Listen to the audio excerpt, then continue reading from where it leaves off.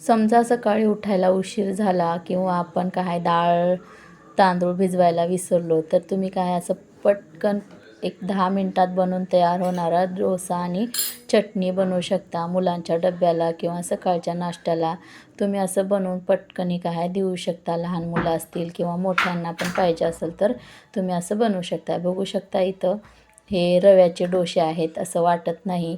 आणि फक्त आपण इतर रवा वापरून हे डोसे बनवल्यात. अगदी पेपरासारखे डोसे बनवून तयार होतात आणि एकदम क्रिस्पी.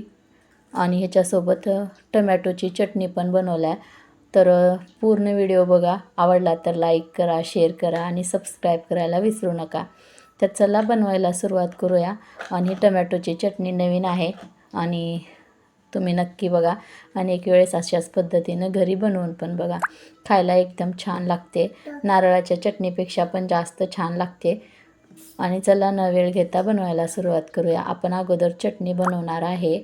त्याच्यासाठी इथं शेंगदाणे घेतल्यात एक वाटी, छोट्या वाटीने. त्याच्यामध्ये थोडंसं तेल घालून घ्यायचं आणि परतायचं. चांगले शेंगदाणे भाजले ना त्याच्यामध्ये कढीपत्ता घालून घ्यायचा. तुम्ही तडक्याला पण वापरू शकता. आणि असं लहान मुलं कढीपत्ता खात नाहीत, तर असं आपण चटणीमध्येच घातलं तर मग त्यांच्या पोटात पण जातं, म्हणून असं घालून घ्यायचं. आता इथं अर्धा कांदा घेतला आहे, तर कांदा पण घालून परतून घ्यायचा थोडासा. आणि इथं मोठ्या साईजचे 2 टमॅटो घेतल्यात आणि असे चांगले परतायचे टमॅटो पण. तुमच्या आवडीप्रमाणे इथं टमॅटो कमी जास्त पण करू शकता. शेंगदाण्याचं प्रमाण पण जास्त करू शकता. तर आता मी काय माझे लहान मुली आहेत म्हणून त्यांच्यासाठी बनवते. तर मी इथं हिरव्या 2च मिरच्या वापरल्यात. तुम्ही जर मोठे खात असतील तर जास्त वापरलं तर काय हरकत नाही. आणि ह्याला असं झाकून ठेवून एक 2 ते 3 मिनटं चांगले टमॅटो शिजू द्यायचे. आणि झाकून ठेवून देऊन आता आपले टमॅटो चांगले शिजलेले आहेत, तर गॅस बंद करून ठेवला आहे.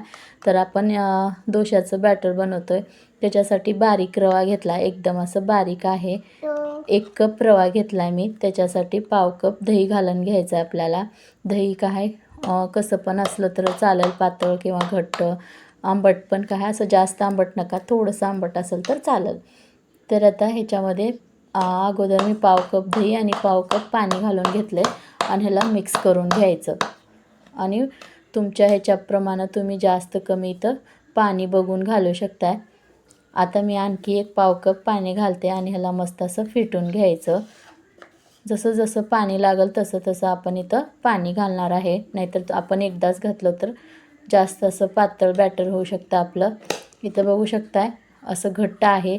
तर आणि 1 पाव कप घालून ह्याला मिक्स करून ह्याला झाकून ठेवून द्यायचं. चांगला आपला रवा म्हणजे फुगल आणि चांगलं असं ह्याला एक आंबटपणा येतो.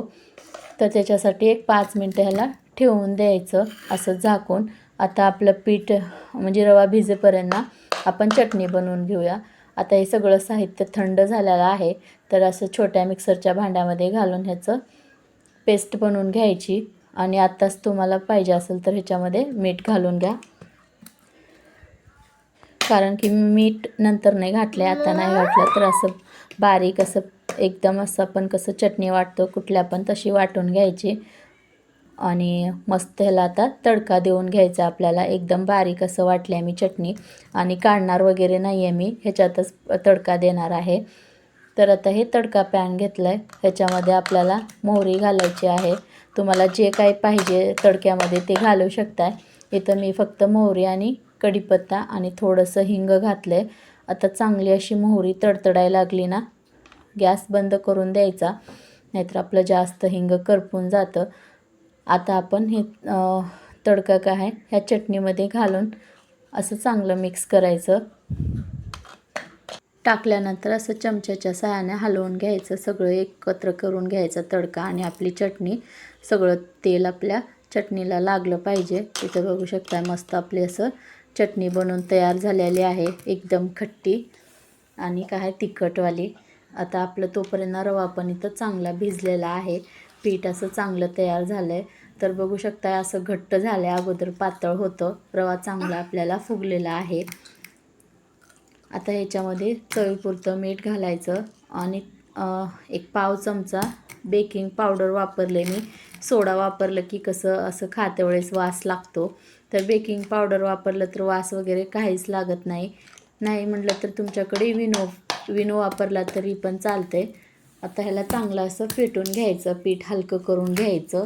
आणि इकडं लगेच तवा ठेवून घेतला आहे डोशाचा. तर हा डोशाचा तवा लगेच आपण ह्याच्यावर डोसे करायचे नाहीत. अगोदर थोडंसं तेल टाकून घ्यायचं आणि एका टिश्यू पेपरने पुसून घ्यायचं. चांगला असा तवा तेलाने आपण पुसून काढून घ्यायचा. आता आपण ह्याच्यावर थोडंसं बॅटर टाकून एक पळी चांगला असे डोसे म्हणजे पसरवून घ्यायचे. आणि गॅस कमी करायचा कधी पण आपण म्हणजे डोसा पसरवते वेळेस, नाहीतर पीठ कसं लवकर घट्ट होतं, मग ते पसरत नाही डोसा. त्याच्यामुळे तवा कधी पण थंड करून घ्यायचा. तर बघू शकता मस्त आपला डोसा पसरलेला आहे.